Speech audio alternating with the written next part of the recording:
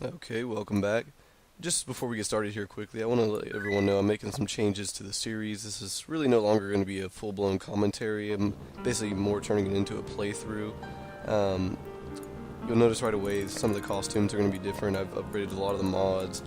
I'm basically using my file from my laptop, which is a little bit ahead of the one I was playing before that was on my desktop. I just skipped the Coral Prison part, so maybe just missed like 30 minutes, not too bad.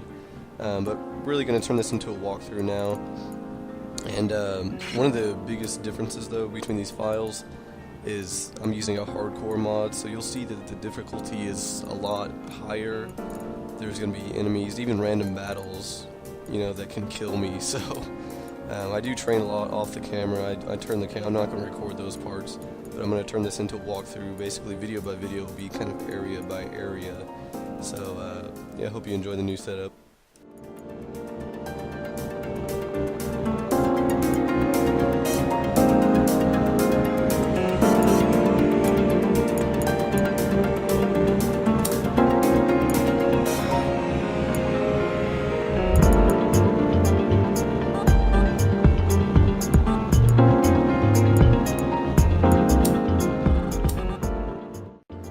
So in this video we're going to the Gongaga area.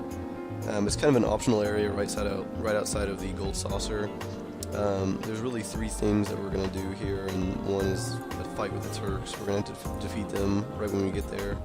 Then we're going to visit Zach's alleged parents, and then lastly we're going to search for Titan in the destroyed reactor.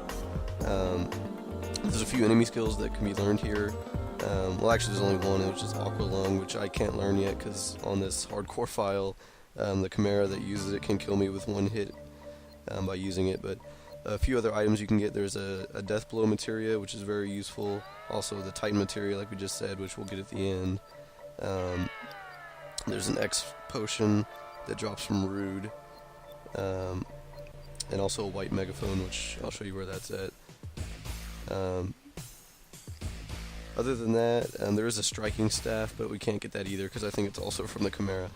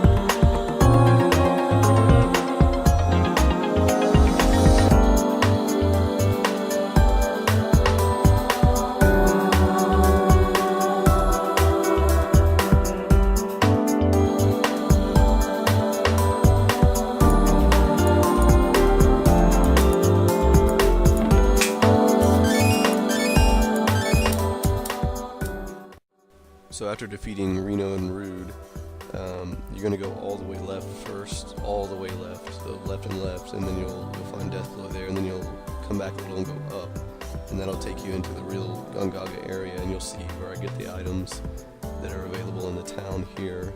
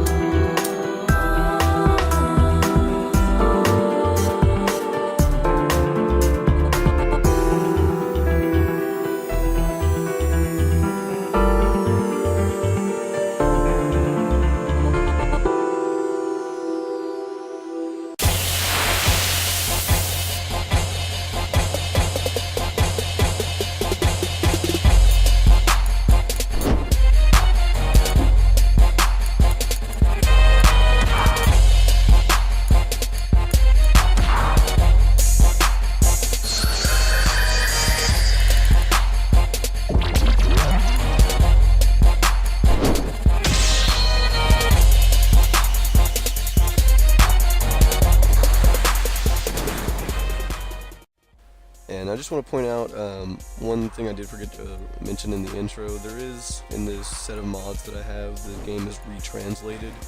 It's supposed to be more accurate, and it's definitely more interesting to read. It makes a lot more sense when I'm reading it anyways.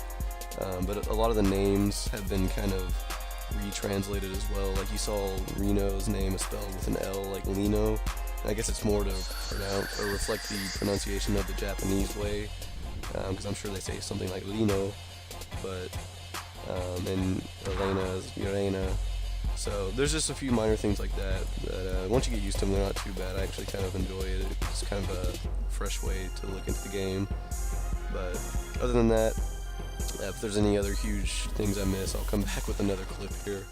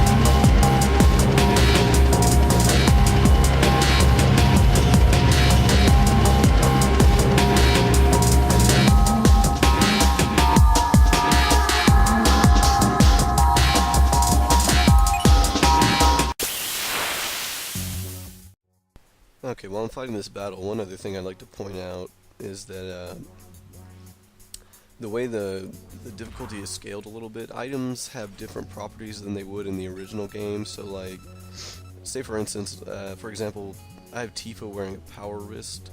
So what the power wrist does in this scaled version is it gives her strength plus 50, which is a lot more than the original game. I think it's only like strength plus 5 in the original game. So that's pretty significant upgrade in terms of her strength. So that's why you see me using her more as like physical attacks, because everyone else's magic is more effective. Cloud and Nanaki use red attacks or magic attacks because they do more damage. They're more effective than their normal attacks. So items are upscaled a little bit. It makes it more interesting. You can it feels like you can build characters in a sense. Like you can have a mage and a fighter and a tank in a sense if you really want to build them that way. But if you notice, like with summons do a lot of damage. They really do the most damage out of anything that I have right now. But they also cost a lot more MP to cast, so it's more balanced that way. It's easier to win a battle if you're using summons, but at the same time you're going to drain your MP, and I don't have a lot of ethers right now, or any other way to restore my MP. So the battle system is a lot more balanced. I really like it this way. It's a lot more of a challenge, but it's more interesting. So if you're really looking into this, I think it's just I always mispronounce this guy's name. It's like Euro Loves Hardcore Mods, like GJOEURLUV or something like that. But it's on the QM forums. It's really good if you're looking into it.